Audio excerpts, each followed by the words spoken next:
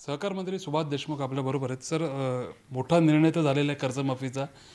शेतकऱ्यांच्या संख्येचा आकडा बघितला तर याची अंमलबजावणी कसं करणार, म्हणजे काही तुम्ही ऑडिटर नेमणार का, कसं या सगळ्या प्रक्रियेवर तुमचं लक्ष असेल?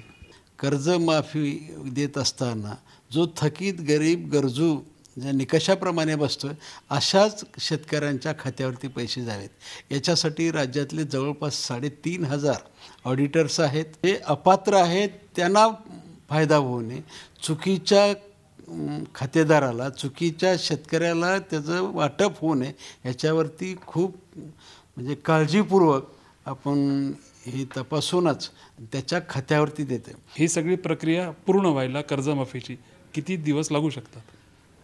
त्या ठिकाणचे तालुका स्तरावरचे अधिकारी असतात, जिल्हा स्तरावरचे अधिकारी असतात. म्हणजे शेतकऱ्याच्या संख्येच्या तुलनेत लवकरात लवकर 1 महिना 1.5 महिन्यामध्ये ही प्रक्रिया पूर्ण करून त्यांच्या खात्यावरती वर्ग करण्याचा प्रयत्न केला जाईल. ही जी आकडेवारी शेतकऱ्यांची ती अत्यंत फसवी असा आरोप विरोधक असतील किंवा इतर सुकाणू समितीतील लोक असतील ते करतायत, आणि खास करून मुंबईतील शेतकरी हा एक पुन्हा एकदा मुद्दा नव्यानं पुढे आलेला आहे. आपलं याबाबत काय म्हणणं आहे? थकीत आणि मध्यम मुदतीचं जे कर्ज घेतलेलं शेतकऱ्यांनी असेच फक्त पात्र खातेदार आहेत, आणि त्याच्यामुळे मला असं वाटतं की मुंबईमध्ये असे खातेदार येऊ शकत नाहीत. परंतु त्यांनी जरी तसे दिले असेल तर त्याची नीट तपासणी करणार आहे, छाननी करूनच जे आपण निकष लावलेले आहेत अशाच लोकांना कर्जमाफीचा लाभ मिळणार आहे. त्याचीसुद्धा म्हणजे छाननी करूनच आपण देणार आहे. त्याच्यामुळे चुकीचं होणार नाही याची दक्षता नक्की घेणार आहोत. जवळपास 89 लाख शेतकऱ्यांचा फायदा होणार आहे.